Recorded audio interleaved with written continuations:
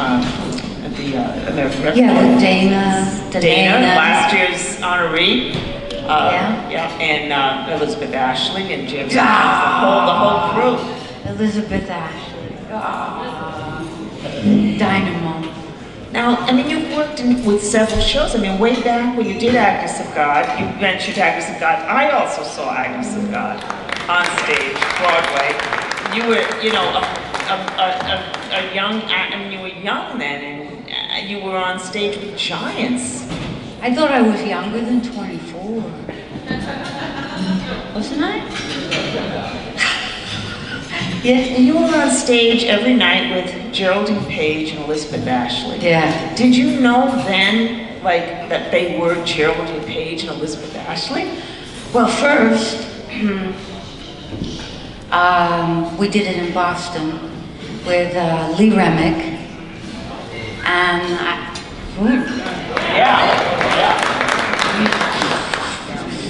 holy moly, I almost swore.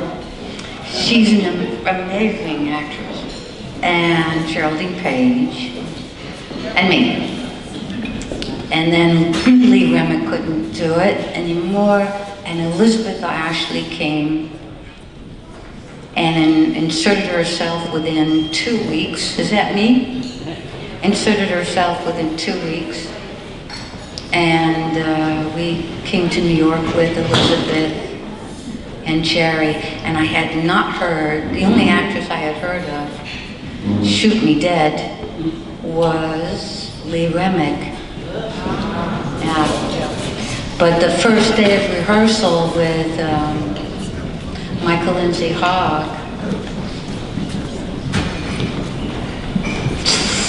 with Lee Remick, I was dressed like a scamp. Kind of dirty looking. And Lee Remick was dressed really sharp and clean. And man, she was so alive. But really, everything, beautiful skirt, nice shoes, stockings. I didn't know how to relate. And I was like, wow, look at you. And she was like that every day and every night. And then Geraldine Page got up, she dragged. We were getting our photos taken, and Michael was introducing himself. And he had a cigar in his mouth, and he was standing against the thing and just had a cigar there, didn't say anything, just smiled with a cigar in his mouth. And Jerry pulled a chair up to Michael, I'll face you instead, and said, like, all right, these are the rules. You can't give me line readings. You can't do this, you can't do this, you can't do this, or I'll leave. You can't do this, you can't do this. Boom-pity, down the line. And Lee Remick and I were on like a piano that just happened to be in the rehearsal room, you know, we're like, wow, what a woman! Whoa, and Lee's eyes were like, you gotta remember this. and Michael, and then we looked, oh, how's he going to respond, you know? And Michael was beautifully just relaxed, breathing, cigar, smiling. And that was it. And I went, good move. Good, he's gonna be good. And then she comes back. I went, oh man, then I watched everything that I could get my hands on. Oh God, she was amazing. And I had not heard, I knew nothing about it. But Amazing. And that was the show where you first met Tennessee Williams, right? Through Elizabeth Ashley. Oh, Elizabeth Ashley, because she had already done Cat on a Hot Tin Roof at that point? I don't know. Did you ever talk to them about... Yes. Did you ever talk to them about Tennessee Williams? Geraldine had already done Sweet Bitter Youth, and... No, Jerry didn't talk, I didn't talk. You didn't talk to them? We didn't know how to talk. Don't you find that a lot of actors don't, especially when they're young, don't know how to talk? So tell me about when Tennessee came to see Elizabeth Ashley. But Elizabeth could talk. So how did what happened when Tennessee came he came to see a show, a production of Agnes of God? Yes. He adored Elizabeth, and vice versa. And he came backstage and, "Shake Amanda, get the fucking down here!" Tennessee's, you know, rattling off in unconscious stuff, which was so delightful to hear because it was fucking brilliant. Excuse me. And so I go down and I open the door and there's this man, the widest grin I've ever seen. I was like, my God. She didn't,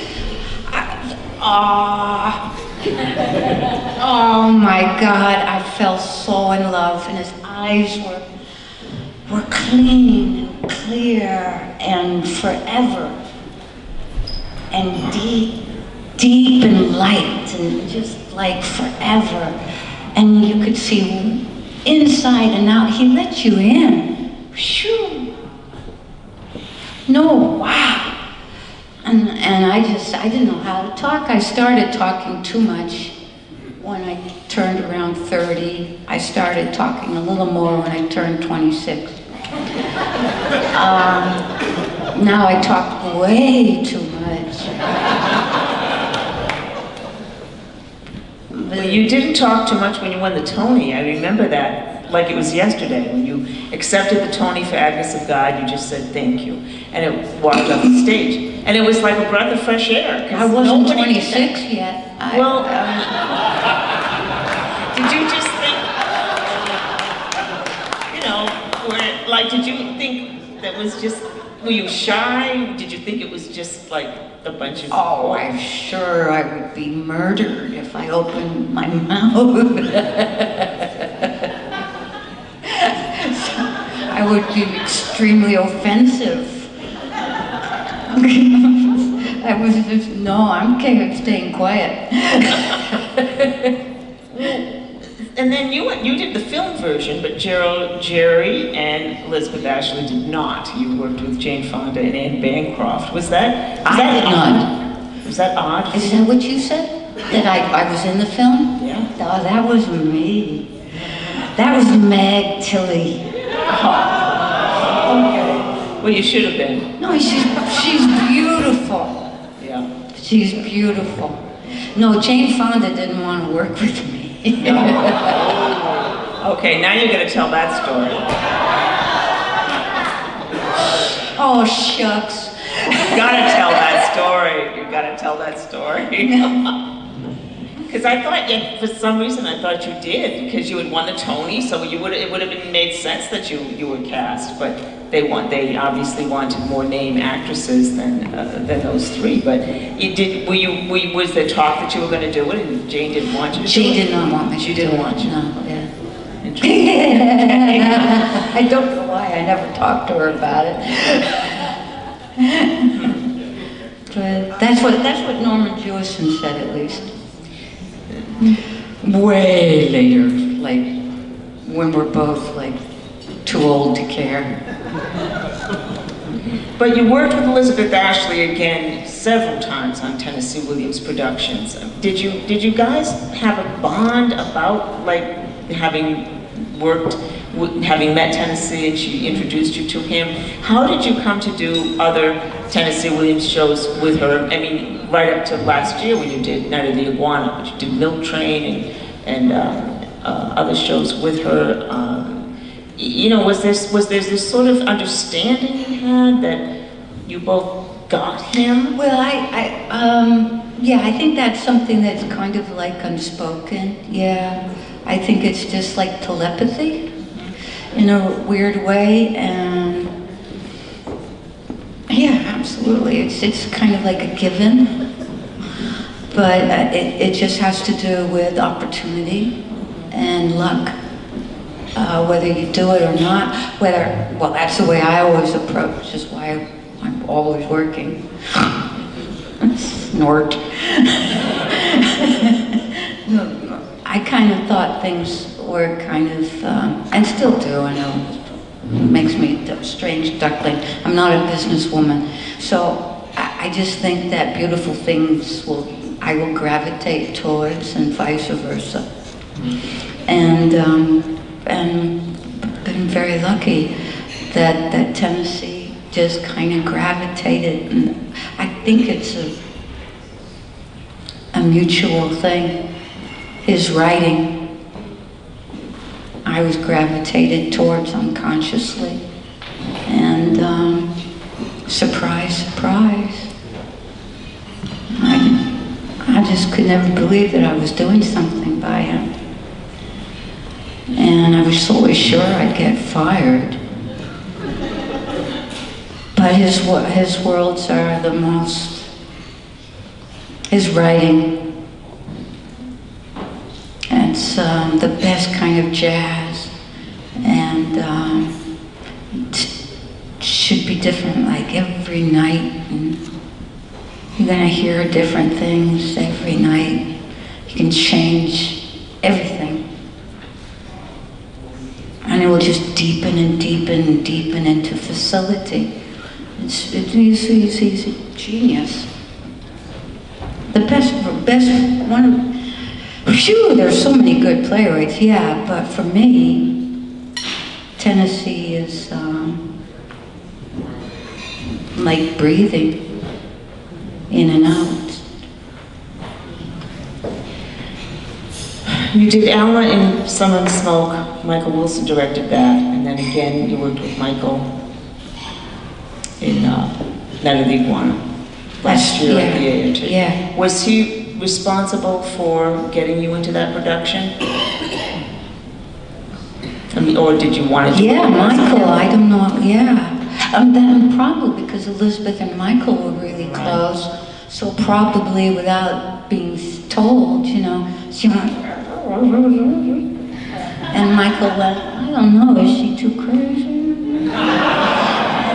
And she goes, not more than me. And so, okay. And so, I think, you know, it's all that wonderful, those invisible steps that happen, that take you places. Footsteps. And he was brilliant because he did Gnädiges Fraulein, which is a play I always wanted to do.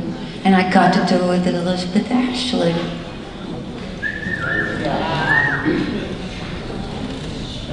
And I made her say every line.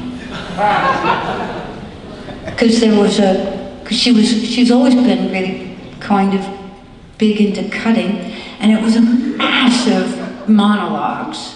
And we only we were doing 3 one-acts each. And she was like, too much. We can cut this, we can cut this. And I'm there going, uh-oh. Because Elizabeth and I can't work. See, I like it hot in a rehearsal room, and Elizabeth likes it freezing. So whenever we've worked with each other, which is a lot, we go through it's hot. What do you do? I win most of the time. I win, which is remarkable. Which is a way tougher woman than I am. I don't know what the fuck that was. And I won this. She said, tell me if I'm irritating your ears, because I don't understand. I'm not a rock singer.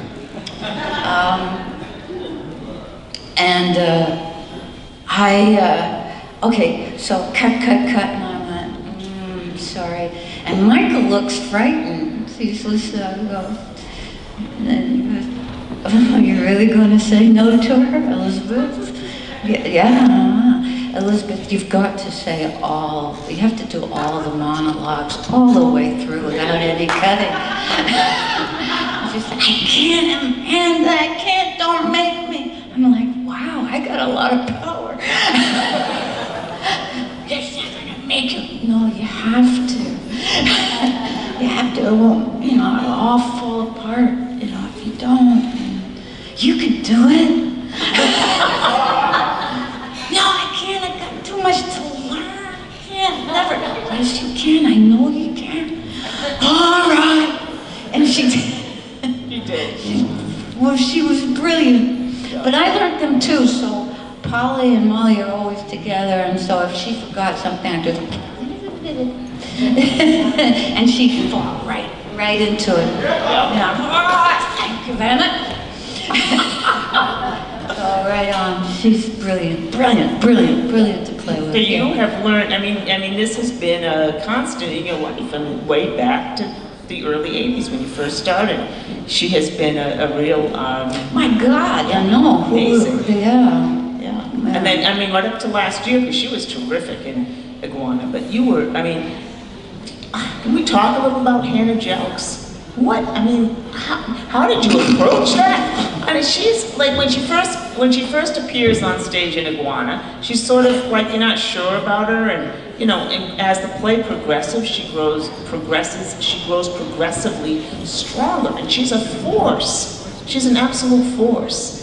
How did you approach that role? What was sort of the way you were able to look at this painter, this sort of, and she's often described as a spinster.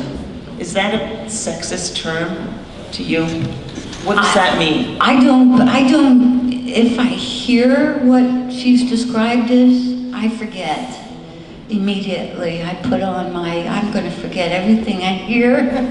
So that's how you approached it? Yeah. Okay. And I don't pay attention to much at all. Did Michael help you to understand her, or were you Poor able to Michael, I drive him into tears sometimes. And I go, I didn't mean to make you cry. But we love each other, so it doesn't matter. And, Michael just, I'll just make him tear his hair out sometimes. But I think that's healthy. Because I'm tearing mine out. But not as demonstratively. I think any kind of preconceptions or ideas, or I think I understand this, or I know somebody like that, or about it. Don't listen. So you go within to find, you found her. Get rid of all my bullshit and try to get rid of everybody else's bullshit without them knowing. And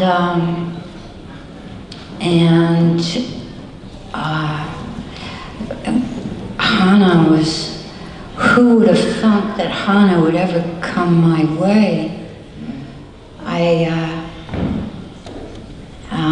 I read it, and the long version, not the version that we did, but a longer one, and I went, oh my God, I just like read a paragraph, and I go, fuck, yes, I'm doing this, and I'd call Michael back right away, yeah, I read the whole thing just now. I'm doing it. It's the most amazing piece of writing. All this stuff is, but every time you read one that you're going to do it, what about her connected so deeply with you? Because I saw the play. I don't know if anybody else here went to see that production at ART last year. That Dana Delaney was in, and I know she's and of course Elizabeth and James Earl Jones, and what a cast. Why it's not on Broadway right now is beyond me. I think because it got cut. Think so? For whatever, outside, I don't know what reasons, but yeah, I don't think you can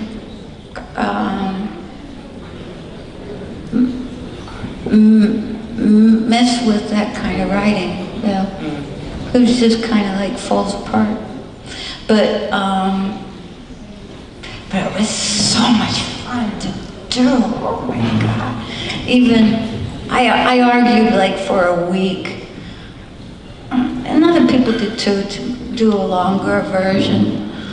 And but it wasn't a battle I was going to win. But I got a lot of stuff back in though.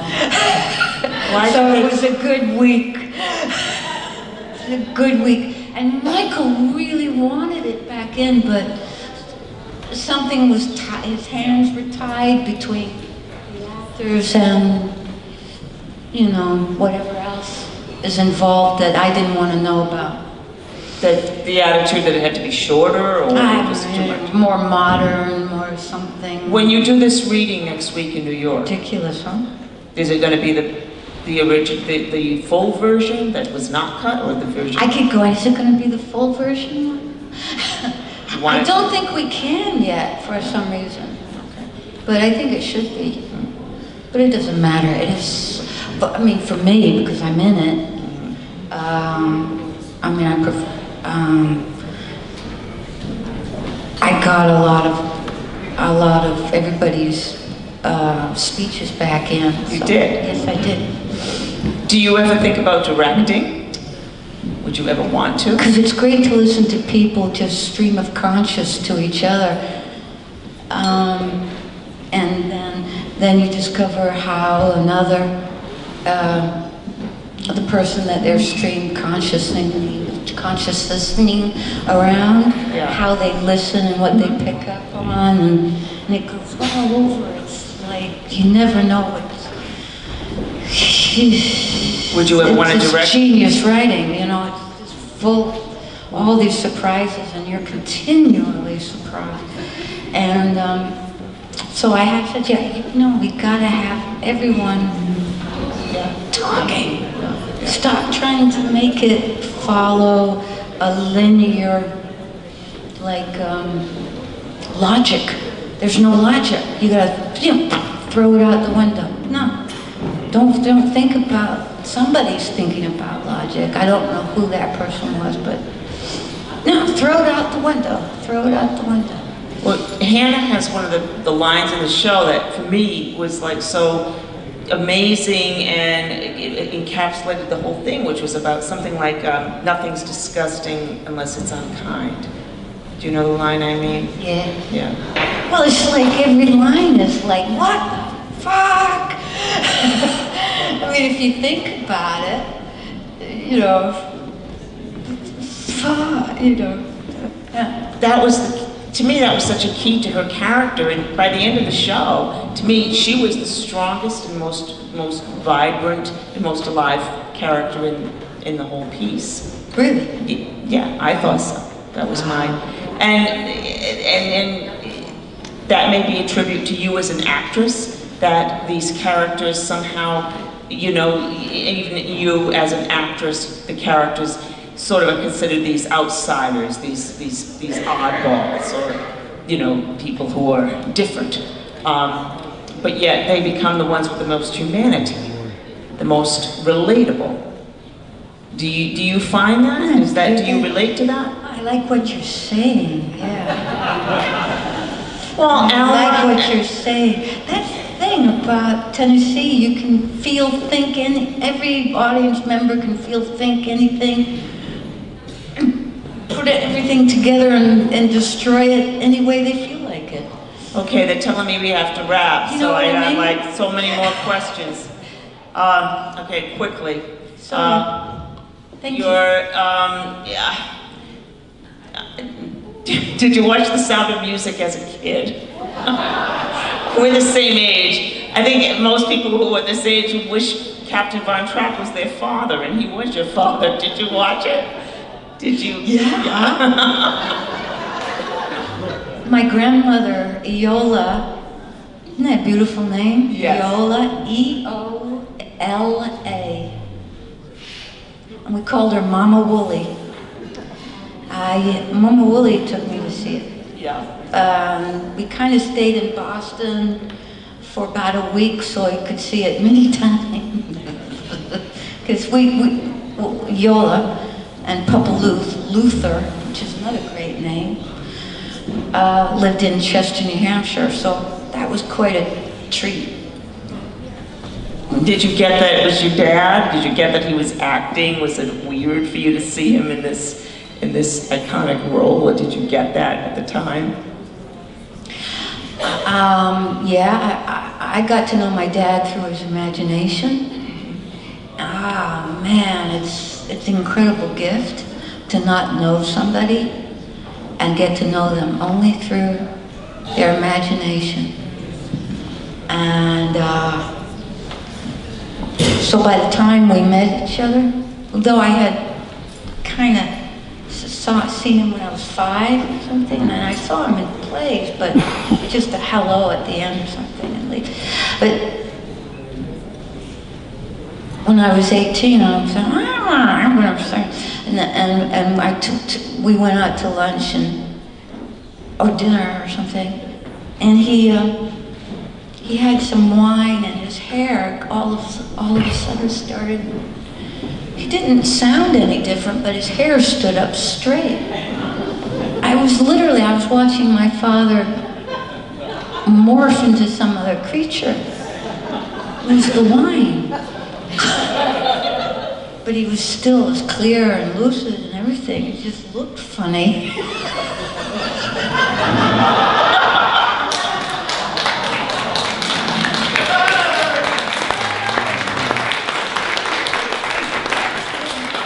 And we discovered that we really dug each other because of the way we talked. And for some crazy reason, we made sense to each other. You know, it was like crazy. So it's nice you have a good relationship now. Ah, it's outrageous. It's outrageous. I hope you get to work with him someday. No. When? We're waiting. I would, but I think he's too freaked out. He goes, oh. Well, we look so much alike. Especially when he grows his hair as long as this. It's shocking. It's really scary. It's like, oh. No, and it's funny, our imaginations kind of wander in weird directions together, and oh no, we're never working together. No. Has there ever been any talk of it? Has there ever been anything where people tried to put you together? Mm-hmm. Yeah. He backs out of it. No. Too freaky.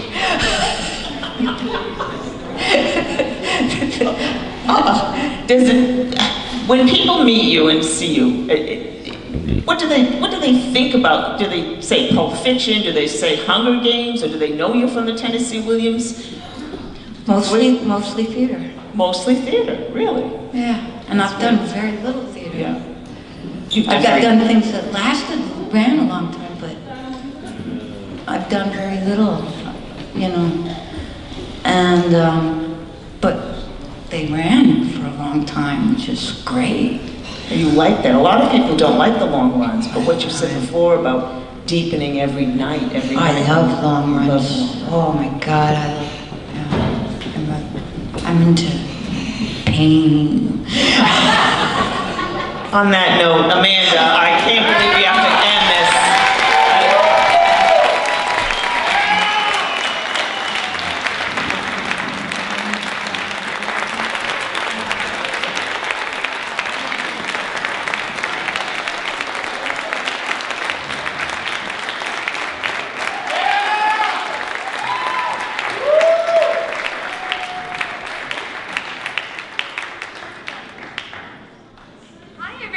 Having a good night? Before Amanda goes away, I want to pull her in for a special thing because we have some more prizes to give away. We have our door prizes, and I would love for you to pull the winners. Yeah, pull them out, pull out your tickets, make sure you have them in front of you, because I'm about to pull some numbers.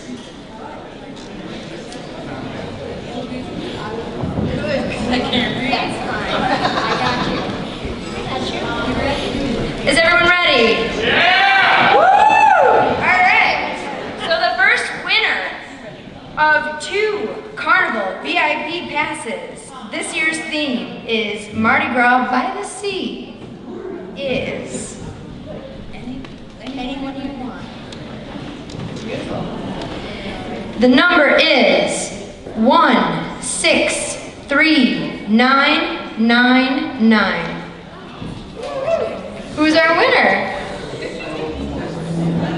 Bueller? Gotta be here to win. Gotta be here to win. All right. Do we have a winner?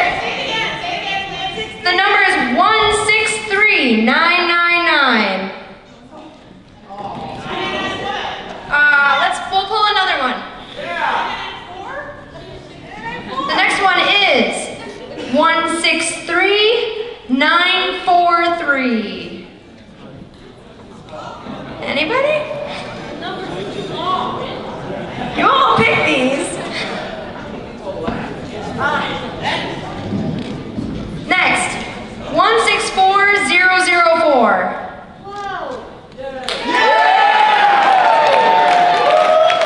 If you want to head on over to the sales table, they will take right good care of you. And the next one, the next door prize, is a poster of Alphabet of Flowers, signed by Kim Hunter and Sylvia Miles. The biggie.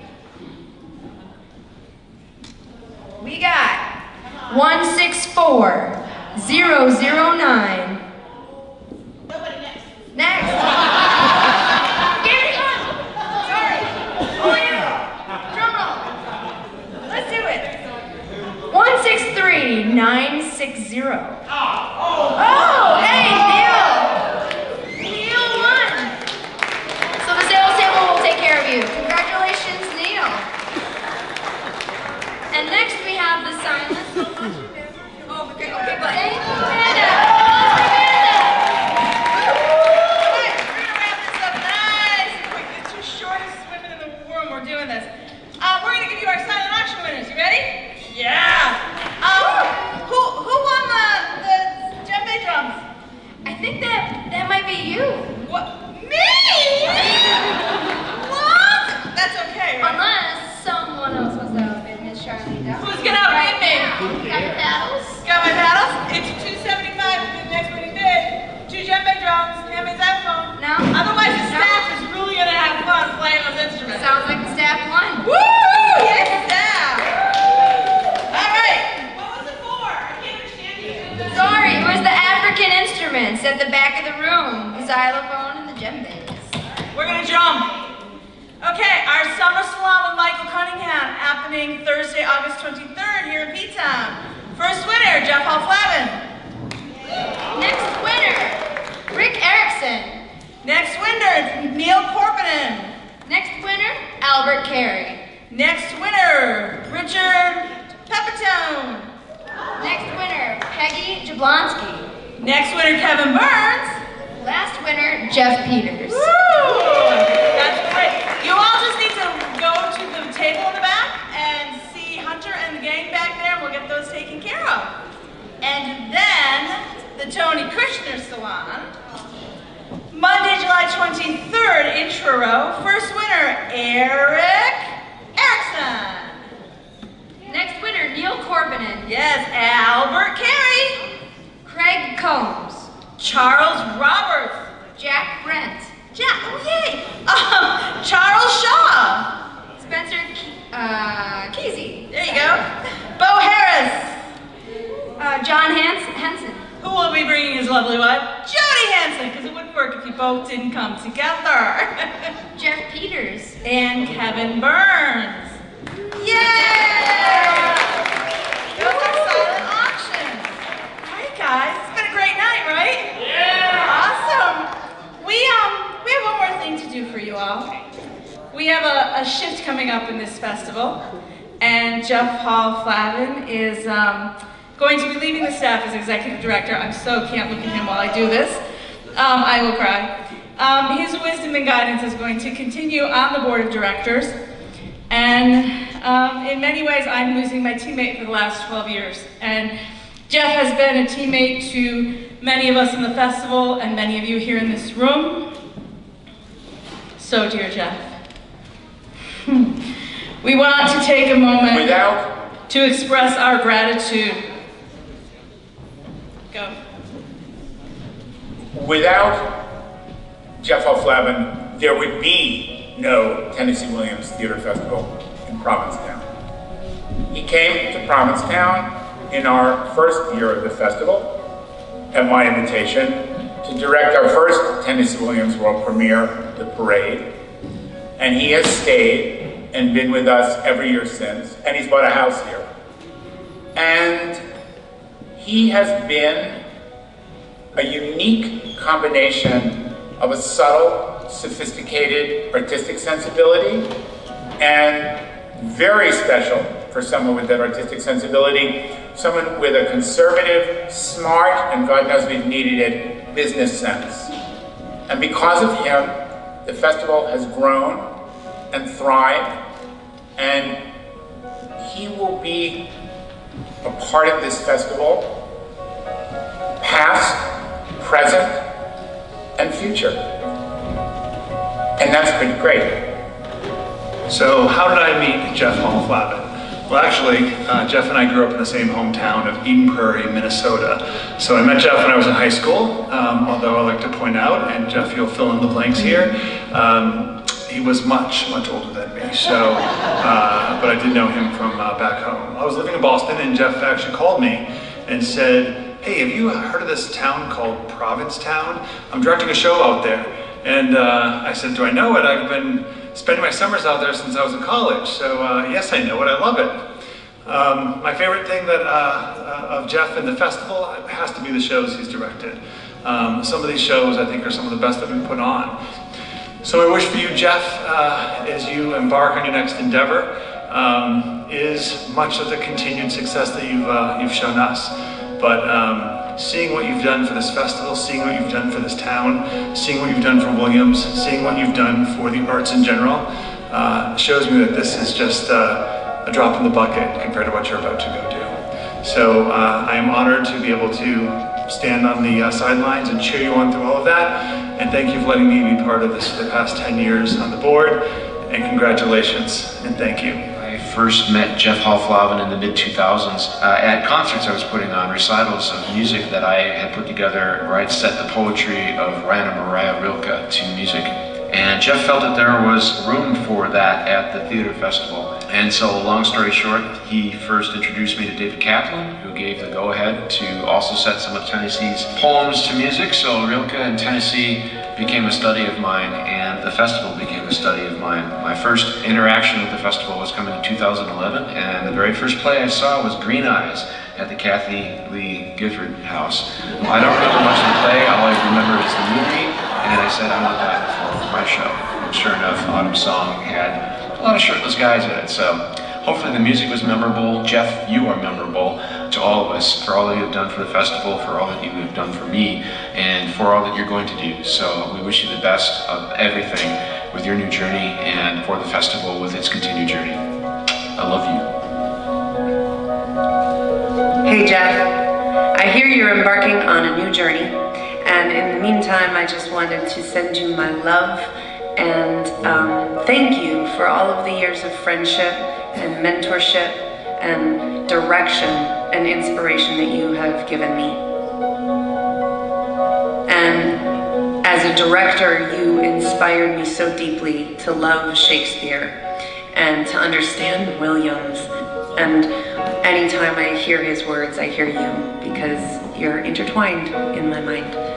And mostly, you just inspire me to keep growing and keep learning and to have a passion for what I do always, because that is what you do, and that is what I see in you, and I thank you for that lesson. I love you so much. I wish you joy and adventure and fulfillment and come back to me soon so we can work on another project. And keep those panties.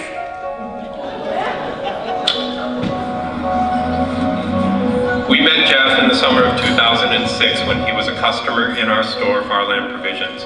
Over the course of the next year, we became fast friends with both Jeff and Dan. And in the fall of 2007, we found ourselves as volunteers making name tags on a dark and stormy night for the attendees at that year's Tennessee Williams Theater Festival. As you might imagine, Jeff had a great deal of advice on how we could better improve our name tag making abilities. By 2009, we were volunteering again in a production of A Streetcar Named Desire, and in subsequent years, we went on to become festival sponsors. As always, we wish Jeff luck in his future endeavors, and we send love to both Jeff and Dan as they begin this new chapter in their lives, and we look forward to many years of friendship. We also wish a great deal of success to the theater festival itself.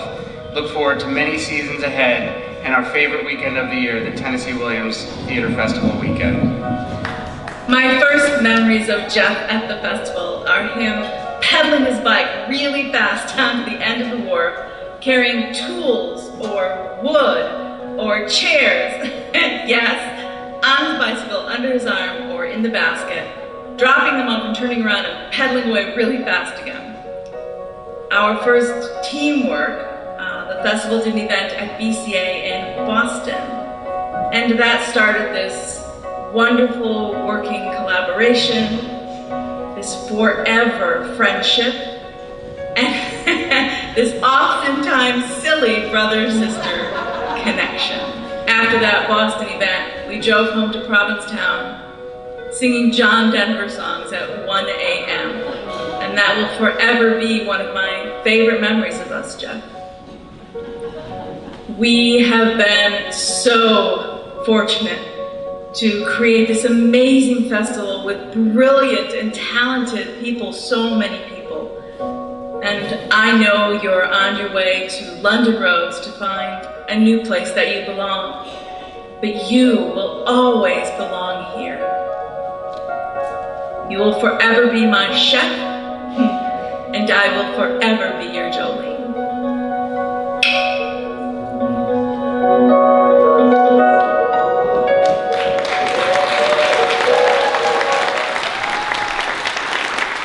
You gotta come up now. No, no, come here. No, no, come here. No, no, come here.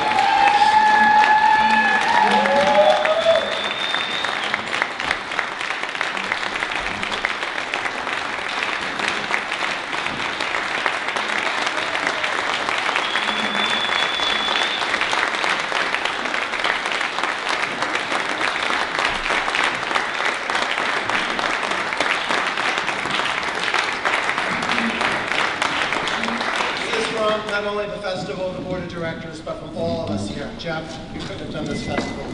Thank you.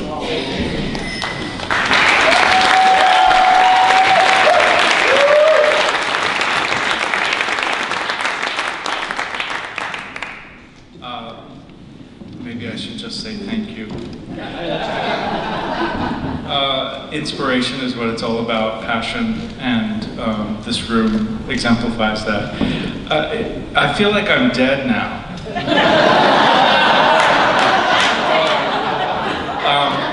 This was a complete surprise. I try to just go about my work and just get it done. And that's, you know, kind of the way that theater happens, is you just have to get it done. But I really appreciate this moment to kind of reflect on where we've been in the last 12 years. I didn't feel like I could go and get a degree or pursue that part of myself until now, because I feel like the festival has its legs. My stepping away doesn't necessarily mean that the festival is going to collapse. It's grown up, and because of all of you and the 1,426 people that we brought here across the globe are all celebrating what we do here in Provincetown every year. And that's what keeps me going, and I hope it's what keeps you going. I expect this festival to be here in another 12 years. Thank you very much.